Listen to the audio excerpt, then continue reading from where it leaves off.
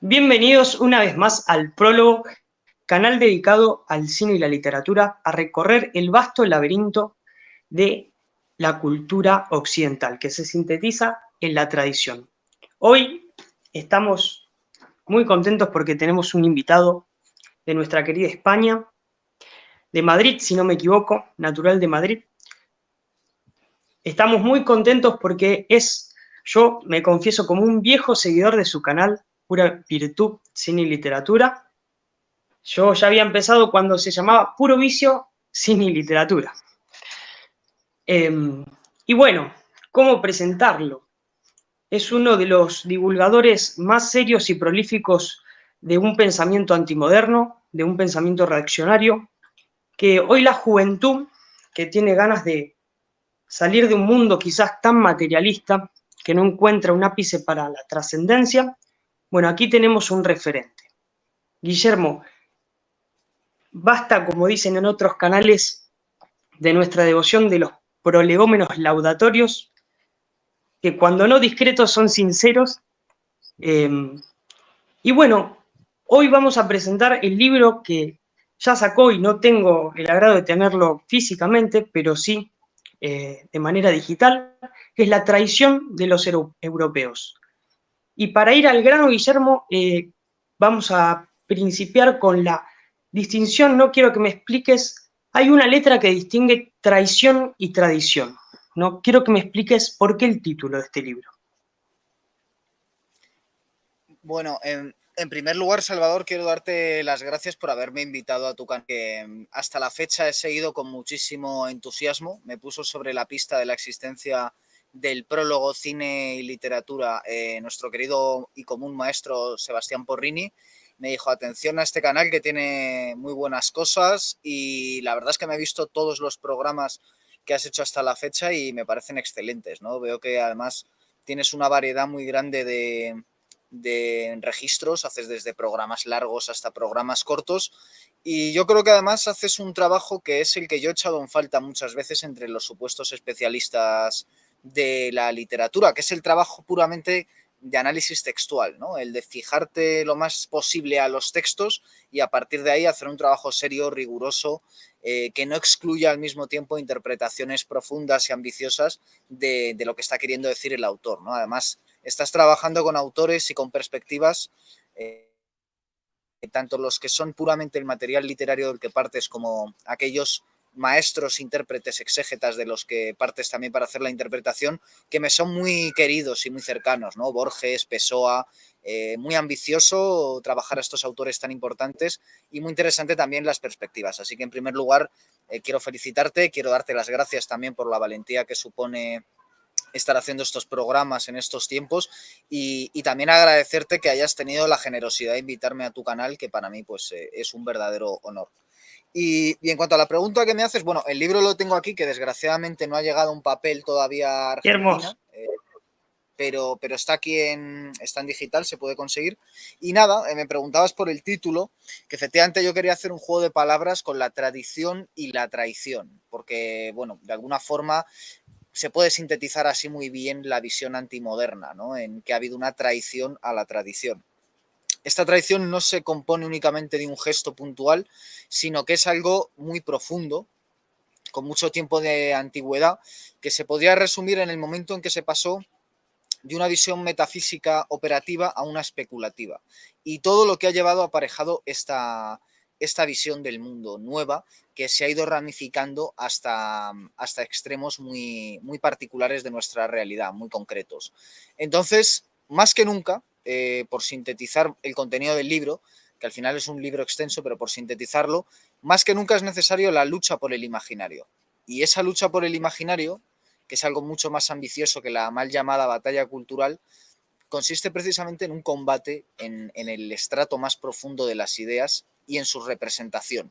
Y esa representación hoy donde se produce es en el cine, en la literatura, y precisamente por eso es interesante todo este trabajo conjunto que al final estamos haciendo desde distintos canales, desde distintos formatos, desde distintas perspectivas, pero más o menos todos en torno a unos mismos emblemas, que es lo que tú has llamado ahora mismo en tu intervención la antimodernidad, distintos canales, Yo creo que el primero de todos fue el de Sebastián Porrín y Diego Ortega, la última página, pero que después ha tenido otras ramificaciones. Está el de Ángel Fareta, está tu canal, tenemos a gente muy potente como Jonathan Rodas, mi Sí. amigo Juan Castro, que al final, bueno, somos gente joven, preparada, que estamos trabajando estos temas, ¿no? Estamos luchando contra la traición, de una manera o de otra. Este libro es un intento de pasar al papel, porque al final creo que es importante, sobre todo a todos los que nos gustan tanto los libros, materializar nuestras ideas en papel de muchas cosas que venimos mucho tiempo trabajando como un enjambre distintas personas, ¿no?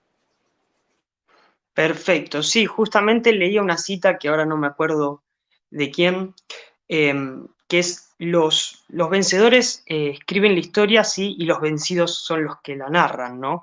Porque Sí, esta Walter lucha por Benjamin. totalmente, ¿de quién, perdón? Walter Benjamin. De Walter Benjamin, oh, qué grande Walter Benjamin, es increíble, y aparte, porque esta lucha del imaginario se da desde el relato, ¿no? Para poner un poco en cuestión y tratar de sintetizar qué es lo que se puede encontrar el lector en el libro, ¿no?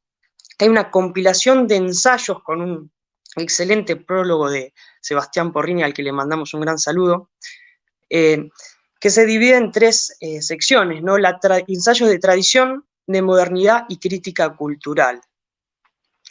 Es un abordaje colosal, ¿sí?, del estado de la cuestión, como explicabas recién, buscando las fisuras principales de la tradición y haciendo una propuesta que verdaderamente es genial, política, ¿no? Porque políticamente seria es, justamente porque la política verdaderamente seria comprende, ¿no?, la trascendencia, la metafísica, ¿no? Eh, Tengo algunos ejes temáticos, nos podemos obviamente correr, ¿no? Pero principalmente para poner al público frente a lo que se va a encontrar, quiero citar una de las partes que más me gustan, que la verdad que es una arenga contra el empobrecimiento de la trascendencia que hoy vivimos y que bueno, que como no estamos conformes queremos salir a dar batalla, ¿no? Quiero citar, es la página 65, ¿no? Del ensayo Tradicionalistas, Antimodernos y Reaccionarios, ¿sí? Dice, el silencio conformista en el discurso público o en los foros privados no es más que una legitimación cobarde que invita a la perpetuación de la labor de los ingenieros sociales. Hoy más que nunca quien calla otorga, condenando las almas de aquellos que no han disfrutado del privilegio que supone saber que hay algo más allá del oscuro signo de los tiempos. Juan Manuel de Prada habla con acierto en cuanto lector aventajado de muchos de los autores anteriores, de la necesidad de dejar de enfangarse en discusiones minimalistas para comenzar a trazar una auténtica enmienda a la totalidad, romper el marco, rechazar el sistema de plano y sin paliativos. El objetivo al que quiere invitar con humildad en este primer abordaje al mundo de la tradición no puede ser más afín. Se trata de invitar a impugnar vehementemente la modernidad, desde sus raíces primeras y pasando por cada una de sus ramificaciones consecuentes, hasta llegar a nuestros días. Escribió Macronio, no puede escribir contra quien puede proscribir. Los hijos de este tiempo estamos moralmente obligados a romper ese tabú. Hay que vivir, pensar y escribir haciendo gala, santo y seña del don de la rebelión. Una exquisitez en la prosa, ¿no? Y con un contenido que al que quiere pensar un poco más allá, lo pone en cuestión, ¿no? Y bueno, preguntarte principalmente por este ensayo, ¿qué es ser un reaccionario, un antimoderno, ¿no? Guillermo. Bueno, muchas gracias por haber leído el texto con atención. Me reafirmas en lo que decía antes, ¿no? Que es la importancia de comentar con el texto delante y para mí es un honor que con todas las entendederas que tienes y los análisis que sacas, pues pierdas el tiempo, entre comillas, leyéndome a mí, pudiendo leer cosas más interesantes. Te lo agradezco y ya solo por eso merece la pena haberlo escrito. Y en cuanto a lo que me preguntas, bueno, eso es un poco la madre del cordero, ¿no? Porque, bueno, podría ir a la respuesta más académica o más formal y decir, bueno, pues me remito a la terminología tal y como la utiliza Nicolás Gómez Dávila en su ensayo El reaccionario auténtico. O podría ir a mi querido y admirado Marqués de Tamarón y decir que, bueno, que el reaccionario es aquel que reacciona y que no va mansamente hasta la guillotina, ¿no?, en tiempos de la Revolución Francesa. Pero me parece que ya solo debatir de qué hablamos cuando hablamos de reacción o de reaccionario, ya solo con eso tendríamos para discutir durante 100 años y para escribir durante 100 años, ¿no?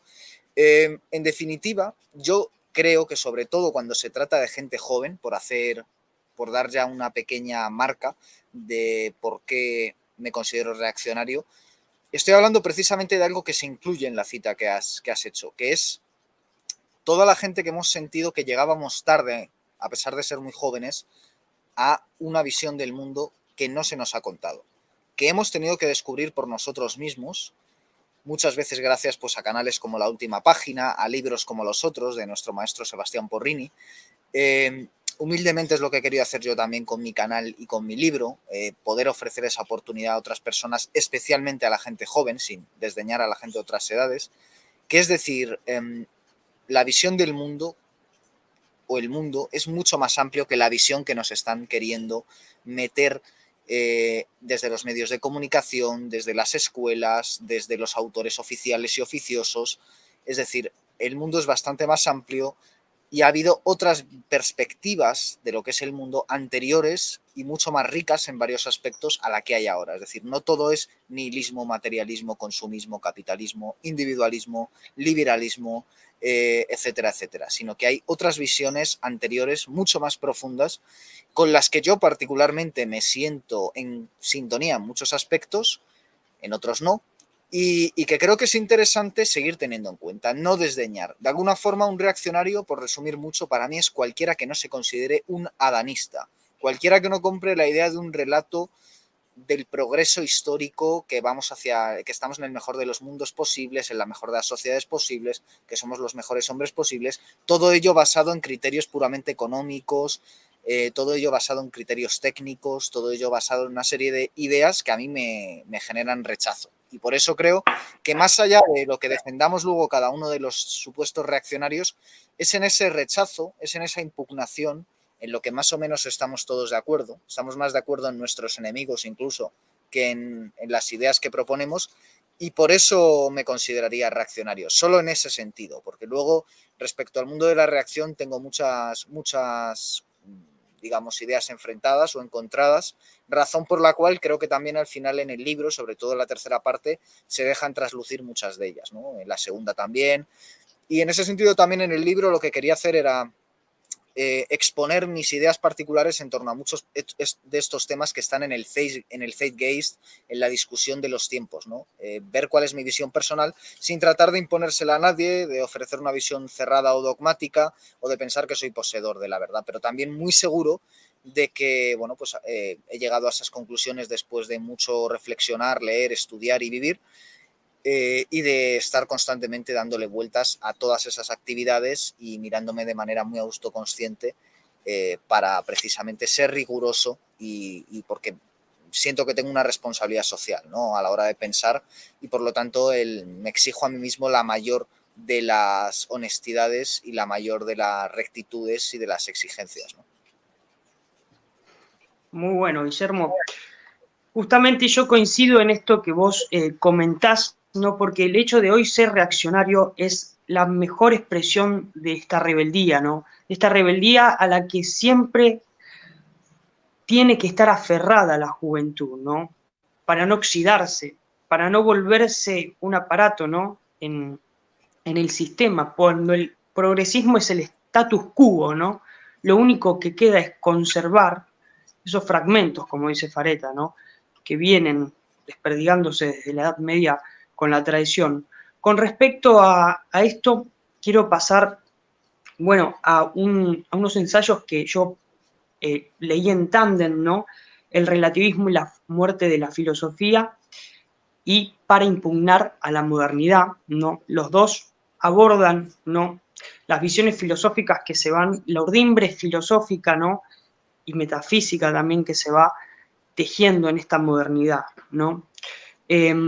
Justamente en este primer ensayo, El relativismo y la muerte de la filosofía, comentabas ya que en las instituciones se vuelve un trofeo, casi un museo, ¿no?, de estas herramientas que permiten desbaratar el sistema, o por lo menos reflexionarlo, entender cuáles son los problemas que nos afectan, estas enfermedades que se presentan con síntomas, ¿no? Pero lo que más a veces a mí me aterra, ¿no?, es más que casi agonía de la filosofía, es esta reapropiación discursiva, progresista, ¿no?, de lo que es la filosofía. No sé si conocerás a Antonio Lastra, a quien le tengo un gran respeto. Tiene varias conferencias en el Ateneo Mercantil de Valencia, ¿sí? Yo lo respeto a él porque puede dar otra opinión y otra visión, pero hay una reapropiación, por ejemplo, de Sócrates, ¿no?, del joven Sócrates en Platón, ¿no?, de la aporía, del callejón sin salida, de esto de cuestionarse completamente todo el tiempo las cosas y no decidir, como el viejo Platón, una política seria, ¿no? O otras reapropiaciones como del marxismo, por ejemplo, que se lo lea a la mitad, de la revolución constante, de Trotsky, y que se los reduce para incluirlos en un sistema que es funcional, ¿no?, a lo políticamente correcto. Quería preguntarte con respecto a esto, no me quiero extender mucho, ¿qué es el decisionismo? Bueno, es muy interesante porque, vamos a ver, antes que hablabas del asunto de la política, de lo político, mejor dicho. Obviamente aquí estamos hablando de Carl Smith y de una diferenciación que para mí es clave y que hace muy poca gente en estos días, que es la diferenciación entre lo político y la política. Porque mientras que lo político es una concepción del mundo, la política es un fenómeno. Y de hecho la política en nuestros días es un fenómeno más adscrito al ámbito de lo espectacular, del entretenimiento, que al ámbito de lo puramente político. Entonces, cuando nosotros estamos leyendo ficción o incluso escribiendo ficción y demás, nos estamos refiriendo a lo político, a las ideas profundas, a la ideología que subyace, o a la teología, si se quiere, que subyace en torno a estas representaciones ficcionales, mucho más que a, bueno, una cuestión de partidos políticos, de reparto de escaños, etcétera, etcétera, que como yo digo, están cada vez más entregadas en el mundo del espectáculo. Entonces, ¿cuál es el primer punto de partida? Efectivamente, el decisionismo, ¿no?, que es lo contrario en términos de lo político al relativismo. ¿Por qué? Porque el relativismo parte de la base de que nunca se van a llegar a concepciones sólidas. Es propio, podríamos decir, de un pensamiento débil, como diría Bátimo, en el que, bueno, ya se parte de la base de que no va a haber nunca grandes respuestas. Y aunque puedo estar de acuerdo en cierta crítica a las grandes ideologías que ha hecho una parte de la posmodernidad, y puedo estar de acuerdo incluso a ciertas críticas que algunos enemigos, entre comillas, políticos de mi forma de ver las cosas, como puede ser Karl Popper, han hecho a algunos clásicos del pensamiento, como a Platón, hablando de la sociedad abierta, las sociedades cerradas, etcétera.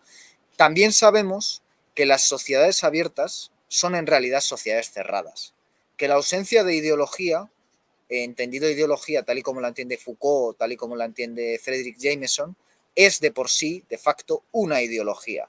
Y que no podemos ser tan ingenuos como para pensar que el relativismo, en el fondo, no es una máscara del nihilismo.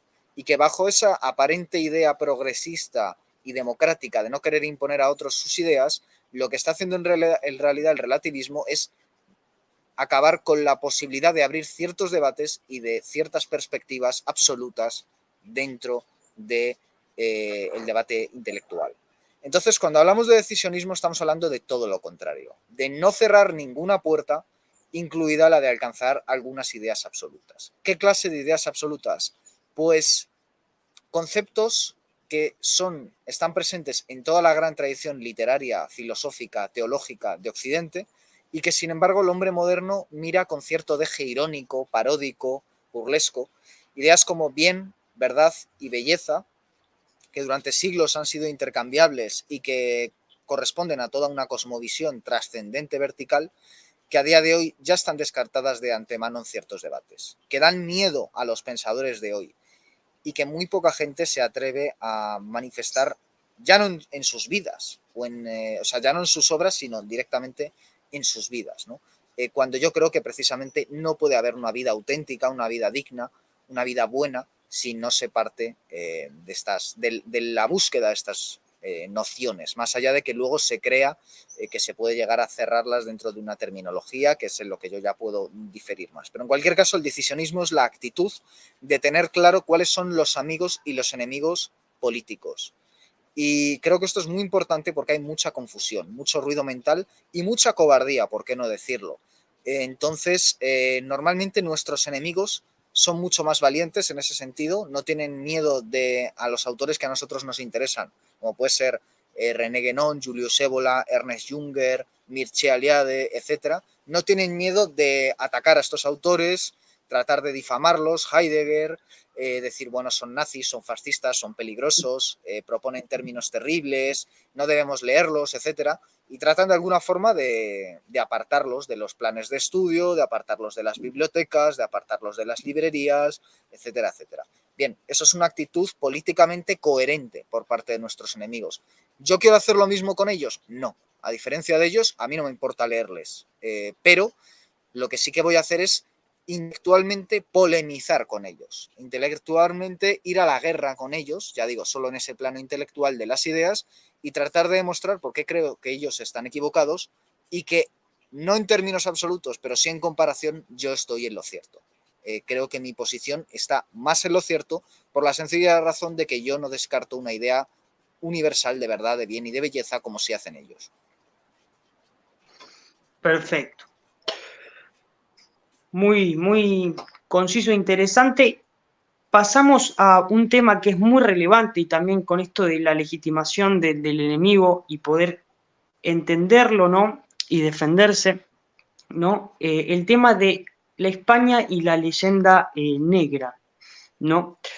Eh, Generalmente te voy a comentar de lo que pasa en Argentina, ¿no?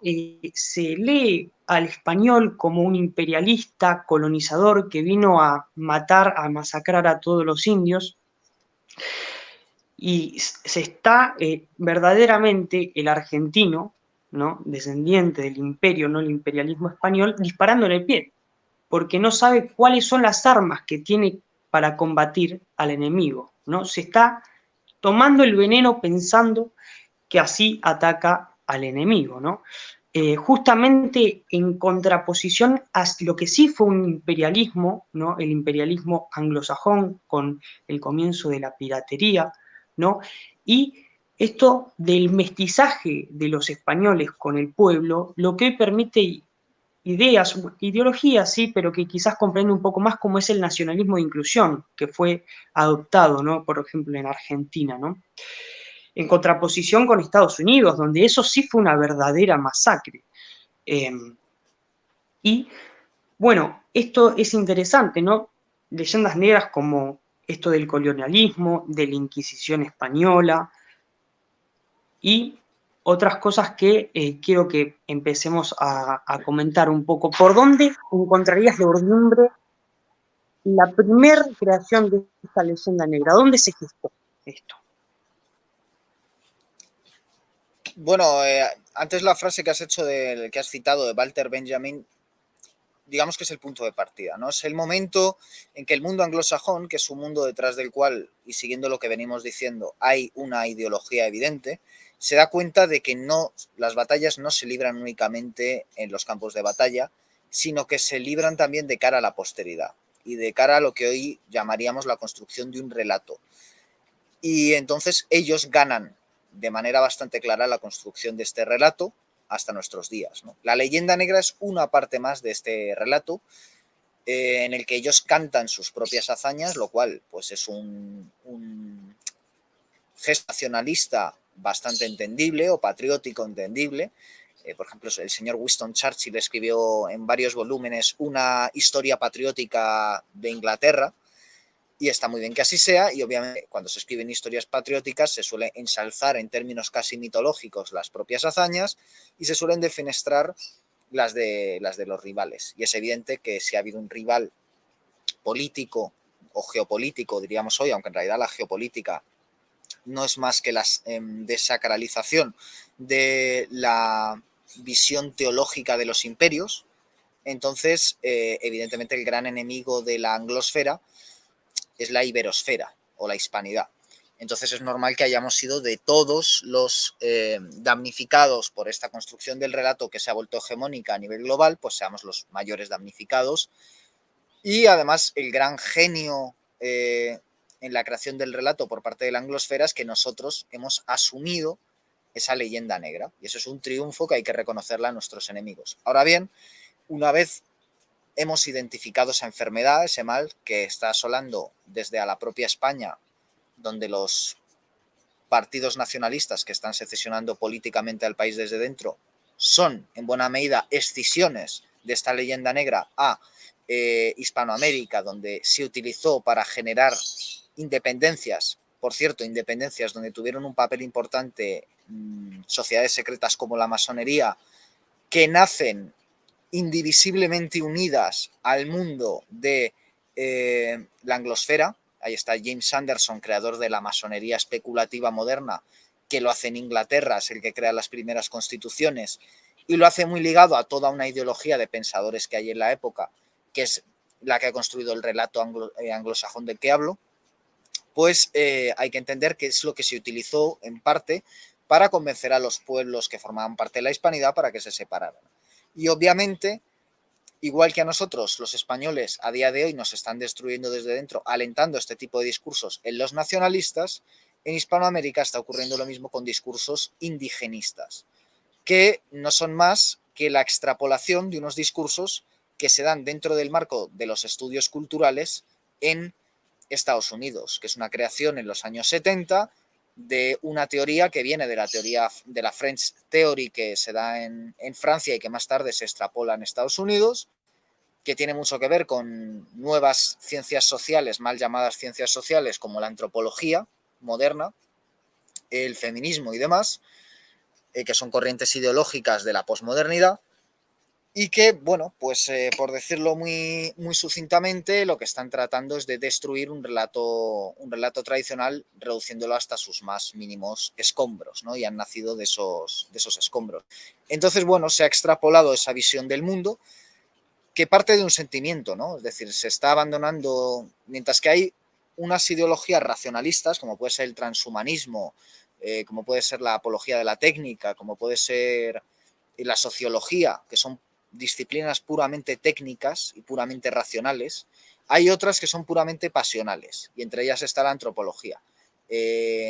Dicho muy a grosso modo, porque obviamente el debate es muy complejo. Pero, ¿cuál es el sentimiento general del que se alimentan este tipo de ideologías? El resentimiento.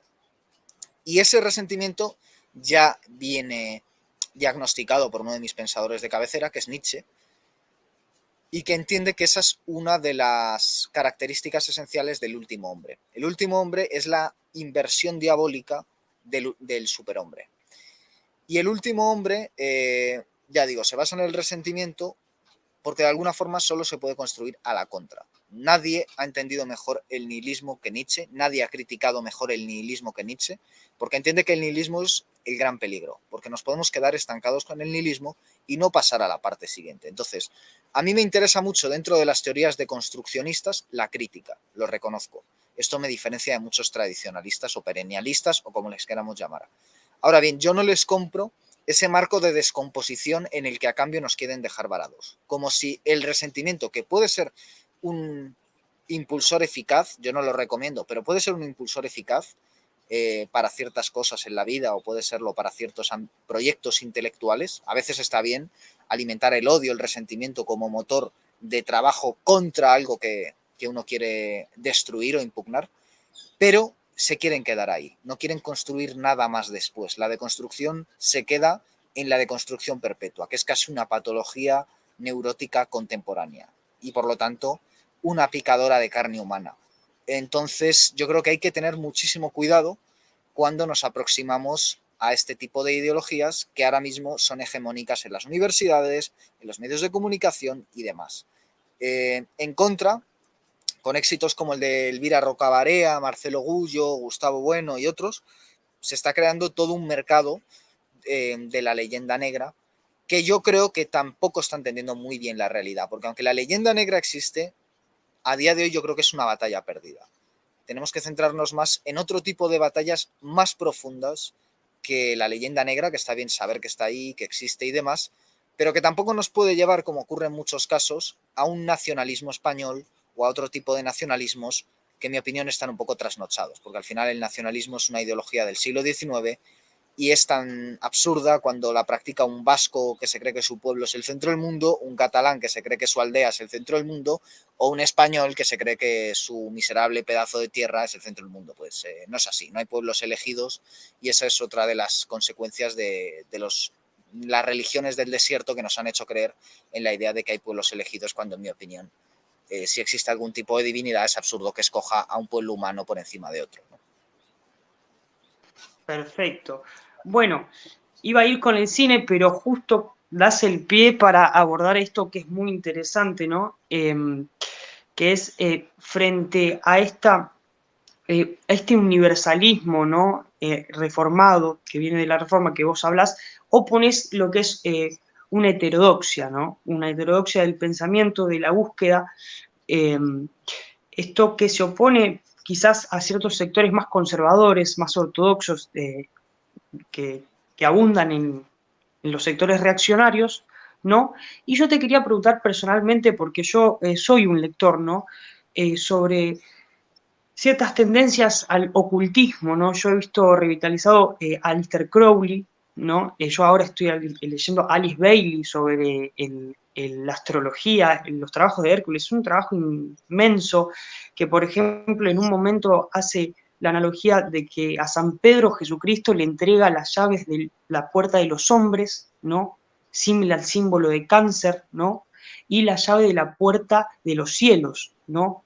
El signo de Capricornio, y empieza a hacer todo un análisis increíble en la astrología, que quizás de los sectores más conservadores ya saltarían con la cruz diciendo sacrilegio, sacrilegio. eh, también preguntarte por este Crowley y también la revitalización de Jung, ¿no? Que por ejemplo venimos hablando con Sebas, ¿no? A Jung, cuando él quizás a lo último de su vida se empezó a dar cuenta, fue a Oriente él, ¿no? Y los orientales se le empezaron a reír, ¿no? Con el Seba decíamos esto, porque esto del inconsciente colectivo, ¿no? Que bien lo explica Guénon, sumergirse en el inconsciente, justamente la tradición busca trascender el inconsciente, ¿no? Oriente, por ejemplo, busca elevarse, ¿no? Dejar eso atrás, no sumergirse en el fango de, no sé si el símbolo o el diablo, habría que ver, como dice Sebastián, ¿no? Preguntarte por esto de la heterodoxia y el ocultismo, Guillermo. Pues yo soy bastante heterodoxo, la verdad. Es decir, me interesa mucho la crítica que hace Guénon, pero Mircea Eliade, por ejemplo, que a mí me parece superior por una sencilla razón. Primero, es cierto que no hay que comparar entre pensadores necesariamente, pero yo cada día estoy más convencido de que René Guénon, Julius Evola y Aleister Crowley están para mí en el mismo nivel, o Carl Gustav Jung, para mí están en el mismo nivel. No hay uno por encima de otro. Hay ciertos aspectos en los que voy a preferir a uno por otro, pero no siento que tenga que rechazar a porque me guste otro.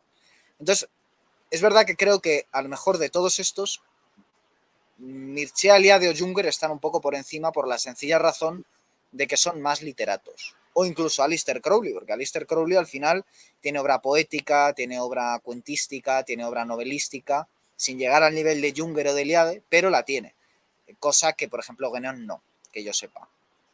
Y entonces, bueno, yo colocaría por encima a Eliade, porque creo que Eliade tiene una sensibilidad hacia las artes mayor que Guénon. Guénon es implacable y probablemente sea el mejor pensador si se quiere hacer una crítica a la modernidad desde los cielos, o sea, si Dios existe, lo más parecido a una crítica genérica que pueda hacer de los desvaríos humanos de la modernidad René Guénon. En eso estoy de acuerdo.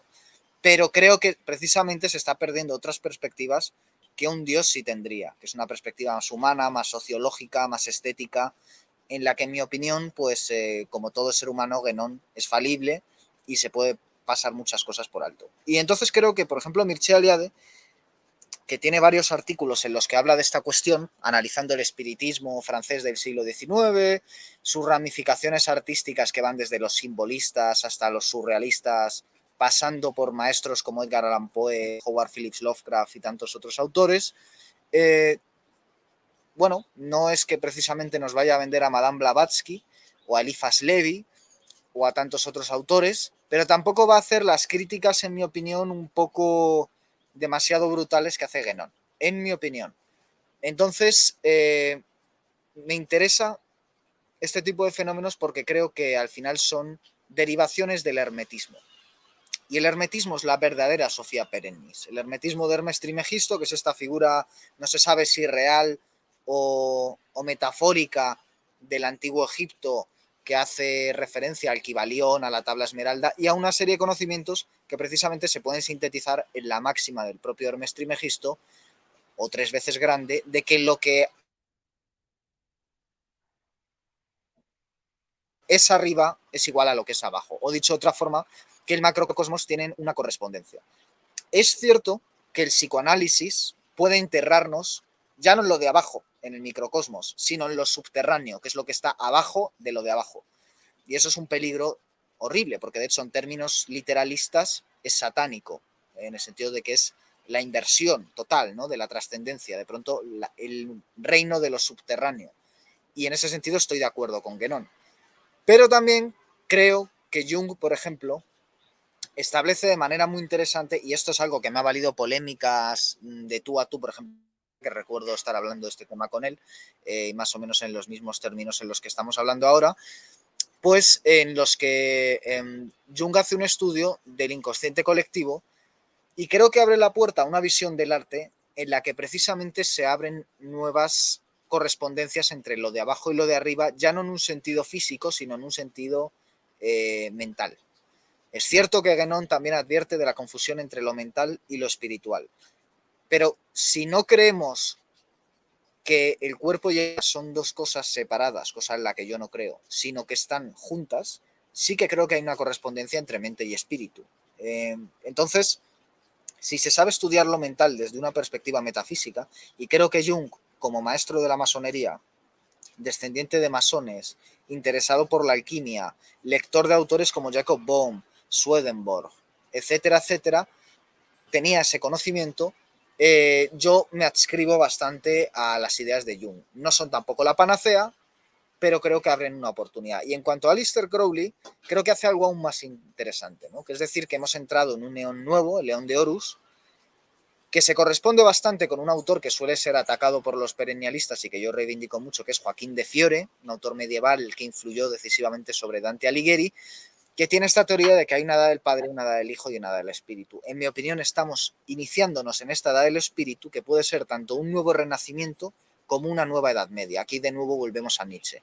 Es un nuevo renacimiento si finalmente conseguimos crear superhombres. No una sociedad utópica de superhombres, porque eso Nietzsche nunca lo creyó, pero sí un mundo donde son posibles los superhombres.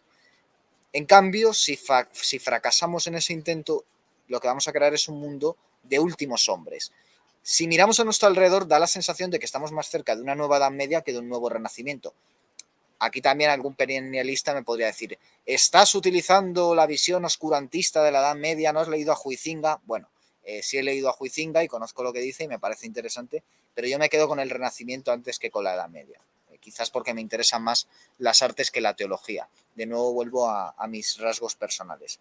Pero en cualquier caso, creo que si sabemos leer, autores como Aleister Crowley nos están alertando de eso, de que en el nuevo eón, en el mundo de la edad del espíritu, podemos construir algo insólito. O sea, en ese sentido sí que hay un cierto progreso en la historia, de que tenemos que conseguir las ideas que son atemporales de la Sofía Perennis encarnen de manera adecuada al signo de los tiempos. Y por lo tanto sí que tiene que haber una cierta innovación que está presente en el surrealismo, en el simbolismo, en las vanguardias y en otro tipo de tentativas artísticas que precisamente sí que tienen ese tipo de conocimiento profundo de lo que es el hermetismo, el esoterismo, autores como Hugo Ball, que es el creador del dadaísmo, etcétera, técnicas como el cut-up, que le interesaba a Brian Gysin o a William Burroughs. Yo creo que lo que hacen es precisamente conjugar ese conocimiento atemporal para unos tiempos nuevos. ¿Eso tiene sus peligros?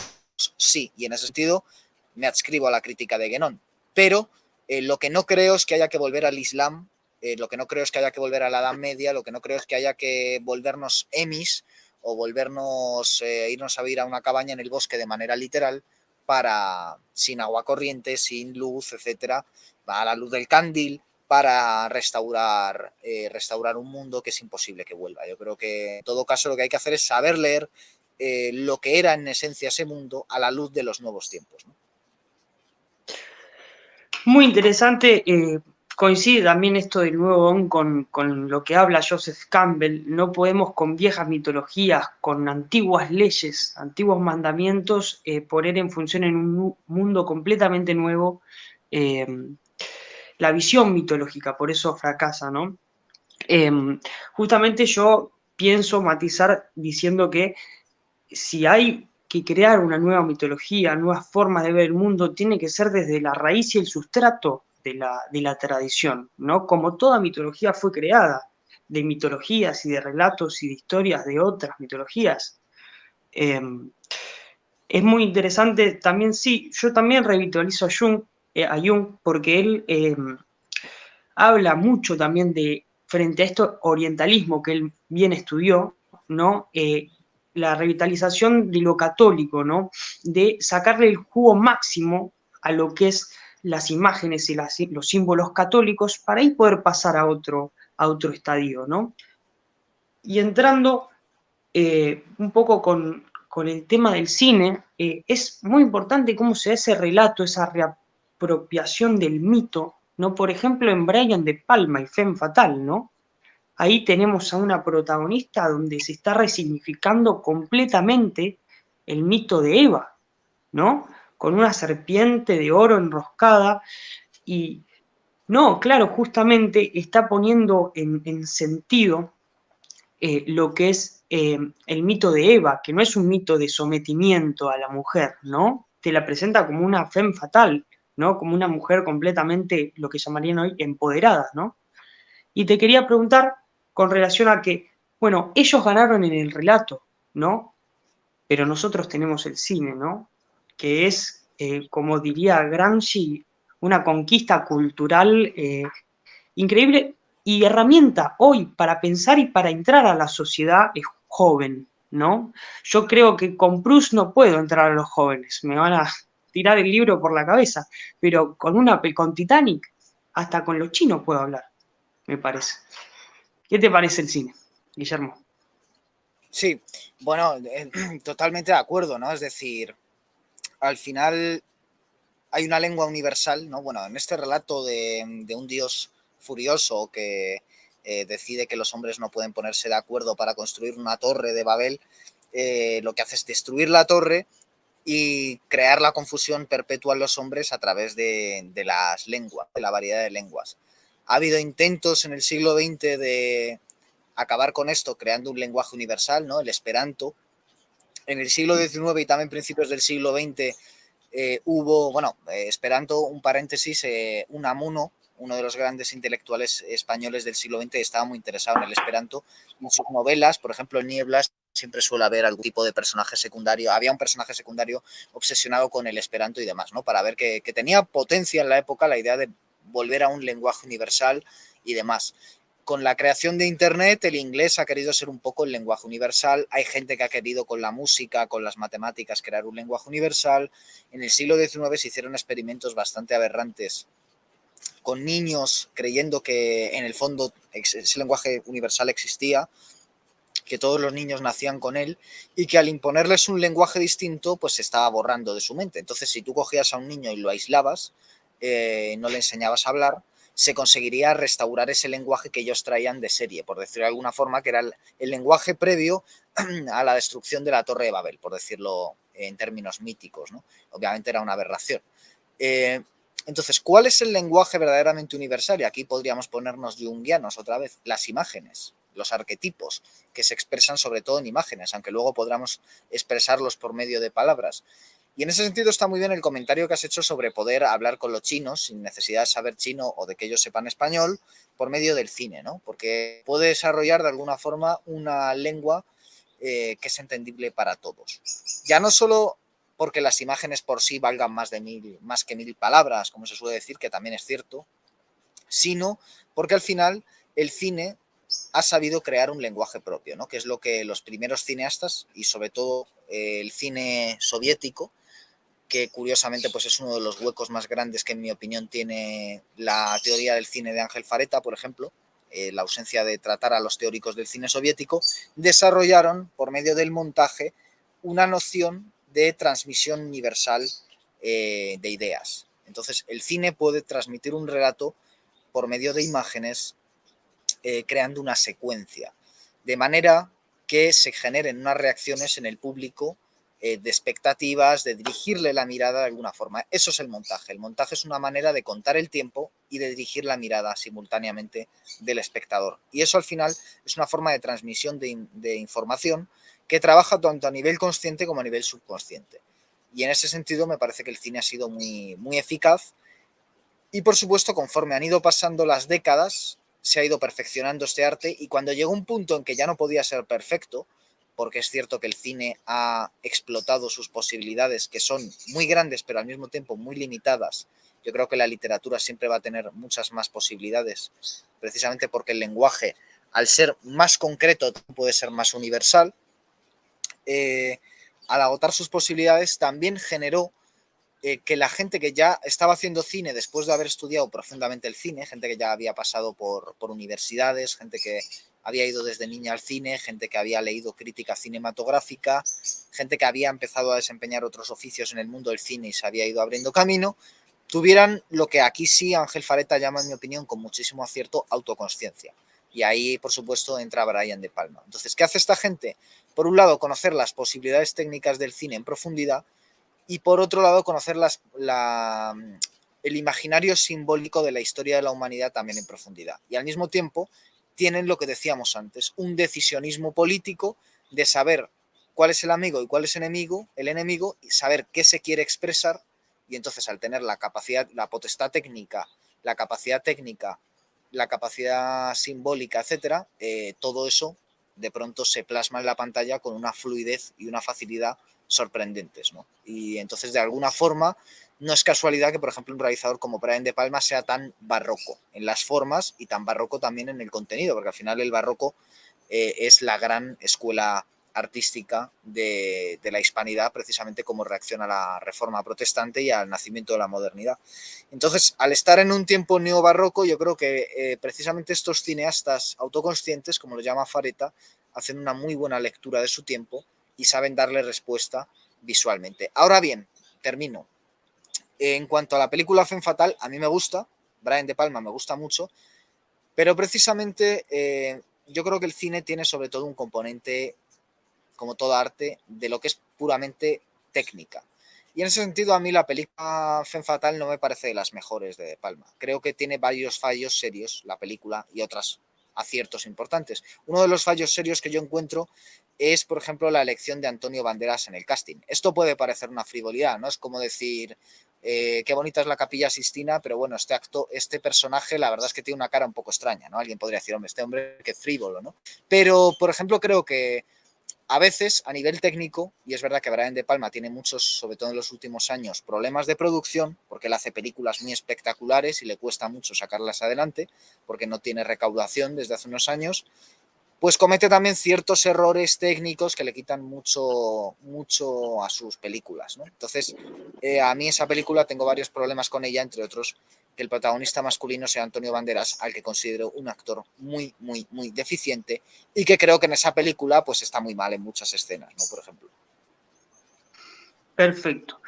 Bueno, para ir cerrando un poco, quedarnos con esta idea del reaccionario, ¿no? Como habla Marqués de Tamarón, eran los que decían que no querían, reaccionaban contra la gente que lo llevaba a la guillotina, ¿no? No hay que olvidarse que para hacer un pendant con los derechos por los que hoy se abogan, que la Revolución Francesa abogaba el lema, generalmente se olvida esto, ¿no? Era libertad, igualdad fraternidad o muerte. No iban con medias tintas los chicos. Fue un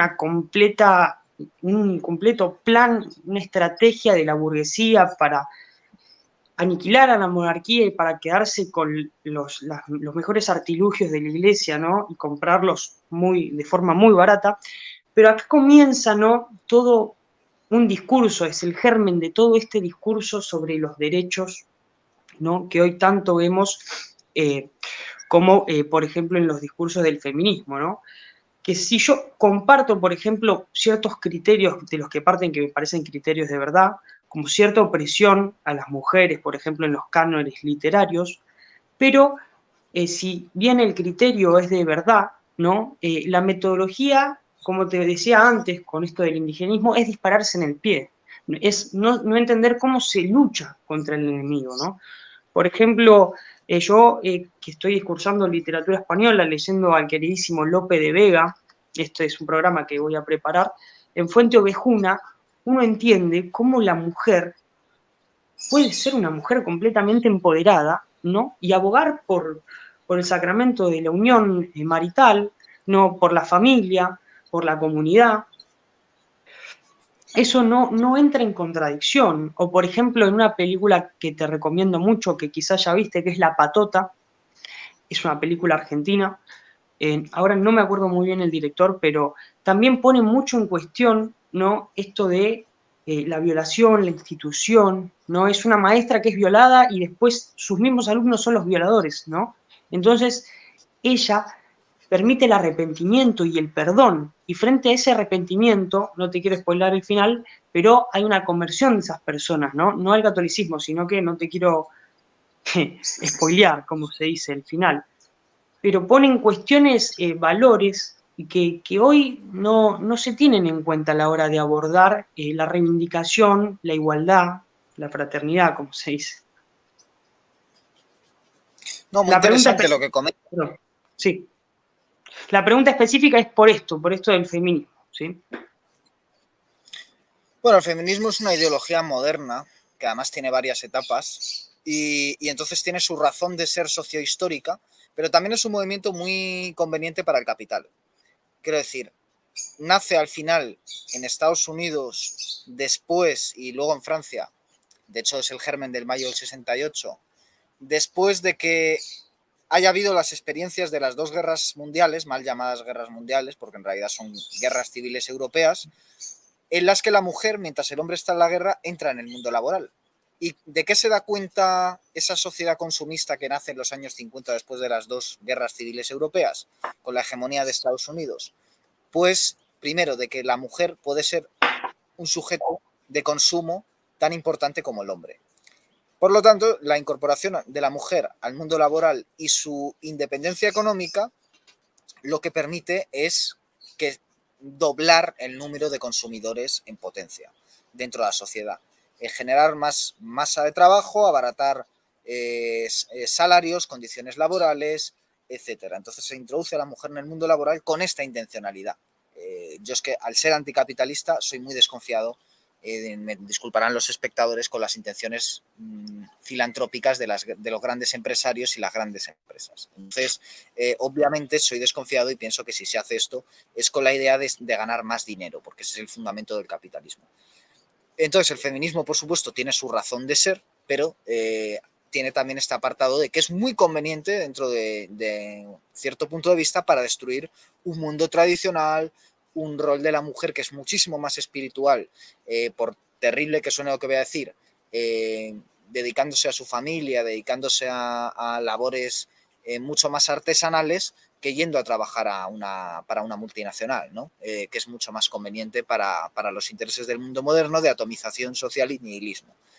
Ahora bien, sí que hay un relato mucho más profundo que el feminismo, que es un relato espiritual del papel de la mujer relegado dentro de Occidente, ¿no? Hay 3 libros que yo recomiendo para estudiar este tema con verdadera complejidad, que son La carne, la muerte y el diablo en la literatura romántica de Mario Praz, ese sería el primero.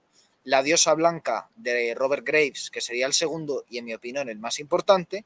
Y el tercero, que también es un libro interesantísimo, es Sexual Personae de Camille Paglia. Estos tres libros, leídos del tirón, uno detrás de otro y tomando notas, valen para cambiar completamente la cosmovisión de cualquiera que le interese el estudio de las artes con rigor. Básicamente, lo que extraemos de la lectura de estas tres obras es, por un lado, la relación conflictiva que tienen las tres religiones del desierto y sobre todo la católica con el sexo y sobre todo con la imagen de la mujer que lleva asociada dentro de la iconografía occidental una visión trágica, con lo cual el deseo erótico está ligado a la muerte y entonces esa mujer deseada es al mismo tiempo también una vagina dentata que produce una sensación de terror en lo masculino y por lo tanto hay una reacción de lo solar frente a lo lunar.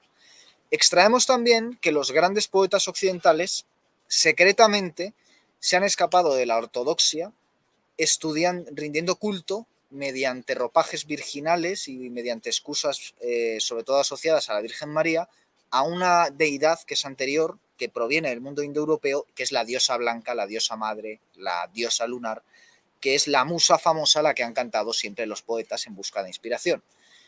Y lo que nos enseña precisamente Camille Paglia es que la manifestación principal de esta visión del mundo, de esta cosmovisión femenina e inconsciente, lunar, nocturna, en contraposición a lo apolíneo, a lo solar, o sea, de esta visión dionisiaca, podríamos decir, es sobre todo en la cultura popular. Que la cultura popular, ya desde las canciones medievales hasta Elvis Presley o la publicidad, son la forma en la que ha resistido frente a la ortodoxia de todo tiempo esta visión del mundo. Entonces, se podría concluir que en el mundo indoeuropeo había una perfecta estabilidad entre el Dios Padre, la diosa Madre y el Dios Hijo.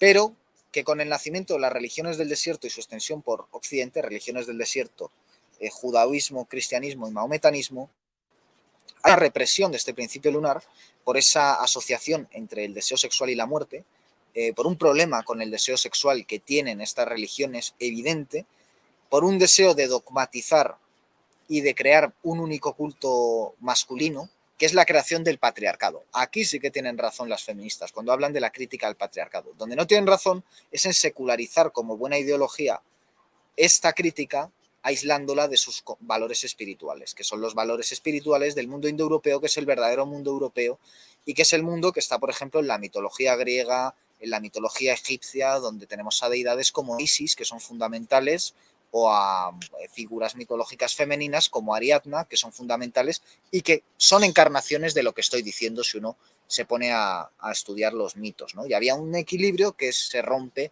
en Occidente, pero que gracias a los poetas y a esas obras de arte populares han conseguido resistir, ¿no? Hay un culto a las diosas de la fertilidad que es natural en los pueblos que se dedican a las cosechas, que son de tradición cíclica, que en la visión lineal de las tradiciones del desierto desaparece y que solo sobrevive en el caso del cristianismo gracias a la figura de la Virgen María, que aunque es una degradación, sigue manteniendo lo esencial de esa figura femenina arquetípica. Entonces, si se lee así, todos somos ciertamente feministas a lo que nos interesa la mitología.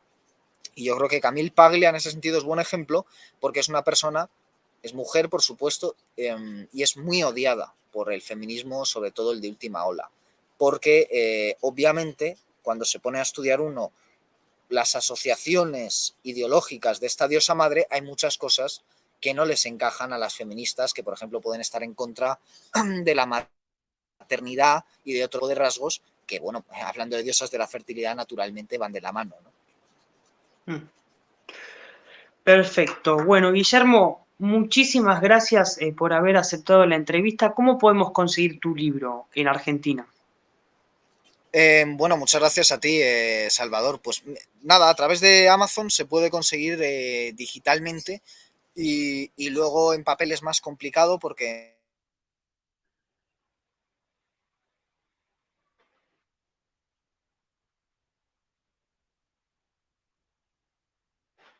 Guillermo, creo que se cortó la del libro comunicación. que... A ver, ahí ¿Cómo? está, perfecto. Sí. No, que se había cortado un poquito la comunicación, ahora te volví a escuchar. Pues que se puede conseguir por medio de Amazon digitalmente, pero más allá de eso, a quien le interese, es verdad que buena parte de los artículos están disponibles en red, con lo cual no va a haber ningún problema para leerlo, pero si se quiere leer el conjunto, ya digo, en Amazon se puede conseguir digitalmente y luego en papel es más complicado. Pero, bueno, en cualquier caso te quiero agradecer muchísimo la invitación al programa, Salvador, y te quiero de nuevo, pues, dar la enhorabuena por el canal que has creado y por las iniciativas que tienes. Ya estoy deseando ver tu próximo programa en el que hablas de Lope de Vega, así que ahí estaremos.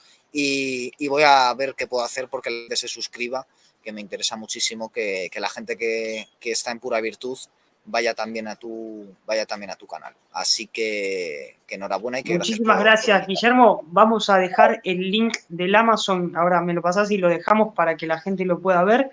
Y te agradezco, sabes que este programa es en honor a Porrini, a Pura Virtud y a todos los que somos y unidos queremos luchar contra este mundo que quiere degradar lo trascendente. Guillermo, te mando un afectuoso saludo y cuando quieras estoy disponible, podemos tener una entrevista, una charla, lo que vos quieras. Guillermo, que tengas buen día. Igualmente, cuando quieras. Y gracias a los espectadores también.